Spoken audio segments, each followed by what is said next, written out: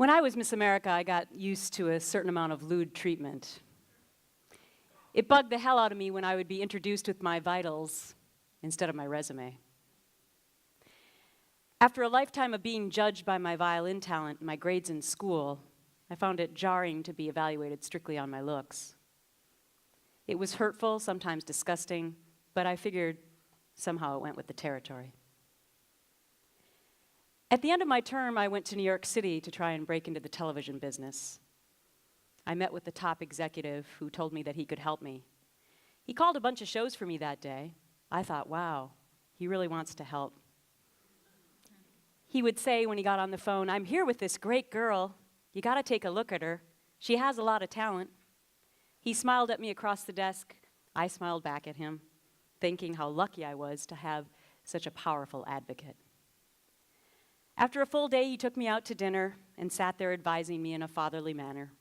After dinner, he offered to have his driver drop me at my best friend from Stanford's apartment. He and I got in the back seat, and I suspected no ill intent.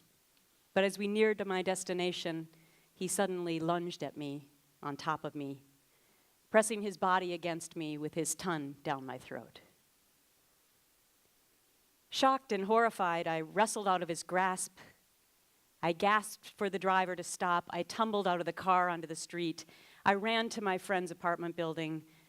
By now, I was sobbing. I felt stupid and unnerved. How could this happen? But it did happen, again, this time in Los Angeles, just a few weeks later. I was meeting with a top public relations executive about how to parlay my Miss America experience into a career. He suggested that we get some dinner. I got in his car. He immediately grabbed my neck so forcefully and shoved my head into his crotch until I couldn't breathe. Sickened, I yanked myself up and sat frozen, not knowing what to do.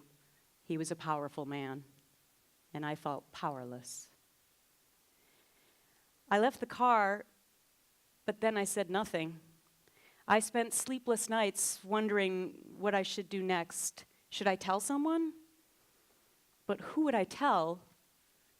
Who would believe me? In my heart, even then, at 22 years old, I knew that such a he said, she said scenario would never favor me. These men were just too powerful. I imagined myself being characterized as a liar and worse. I actually didn't even know what to call what had happened to me, which was assault. It might seem like a minor event in the retelling, but it held a lasting effect, almost like post-traumatic stress. 20 years later, when I was well established working at Fox News, I saw that same PR executive walk past my office door. I was immediately transported back to that incident more than 20 years before.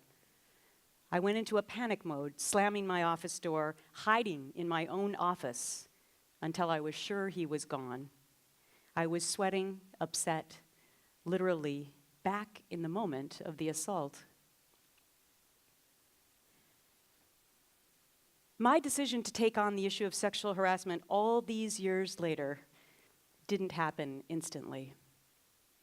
Building courage is a process.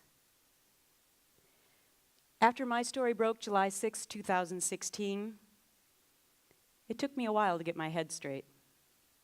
At first, encounters with my friends and colleagues were painful and awkward. People, quite frankly, didn't know what to say to me. I didn't hear from some people I expected to hear from. On the other hand, I received supportive letters and emails from people I hadn't heard from in decades. I felt insecure, self-conscious. My natural instinct was to keep my head down. I was vulnerable. And then, of course, there were the tweets. Brought it on herself. So what if someone said a couple things to you? Grow up, stop whining, move on. You're too ugly to be sexually harassed. You wish you looked that good. I resisted the impulse to reply to the male tweeters, "Does your mother, wife, or sister know you're talking trash to a woman on social media?"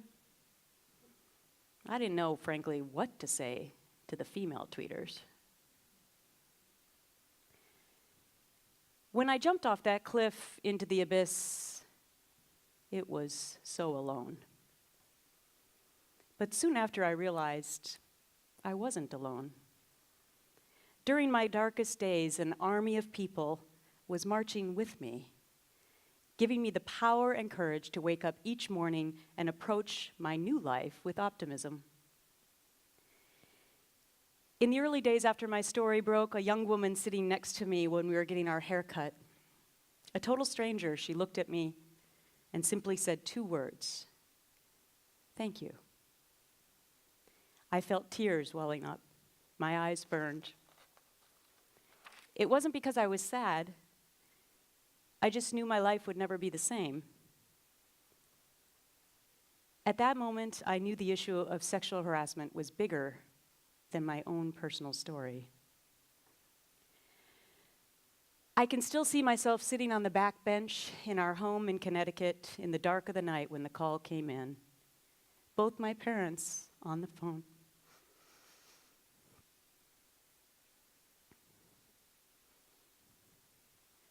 "Gretchen, we're with you, no matter what. We're with you if you decide to jump."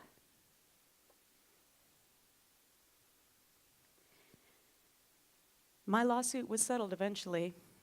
Unfortunately, there are things I can never discuss about it. This is the way we choose to silence women on this issue. But when it was all over, I got that rare public apology. And I decided I wasn't going to shut up and sit down. I wanted to restore my sense of joy after what happened to me, and I wanted to help others. I didn't spend a lot of time in my closet after those months. In fact, I avoided it. I guess part of me didn't want to be reminded that I wasn't going to work anymore. But also that particular wardrobe, dozens of brightly colored dresses, many brand new, seemed to symbolize the old me. So I decided to give them all away, to dress for success. I was guest hosting The View and decided to unveil all my donations at the end of the show. The producers rolled out 2 huge racks of dresses, 98 in all. Sitting on the set, I felt emotional.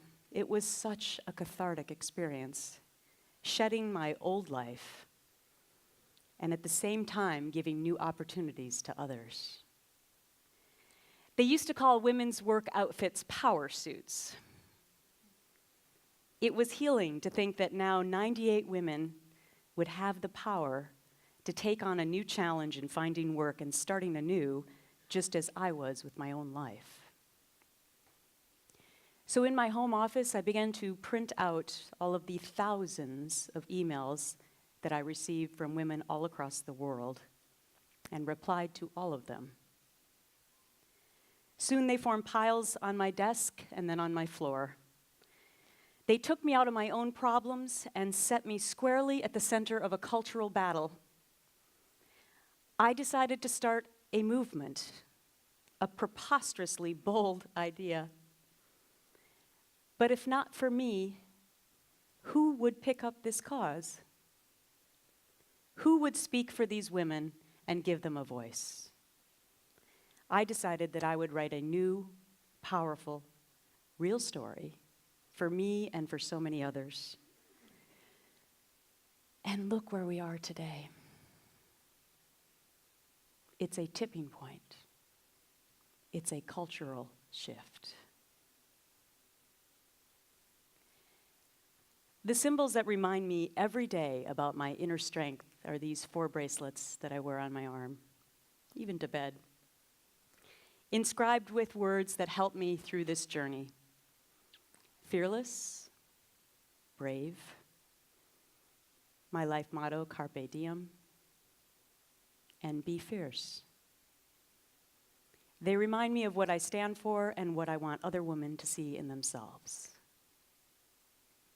Because I know that together we will all say enough is enough, seize the day, and win this fight.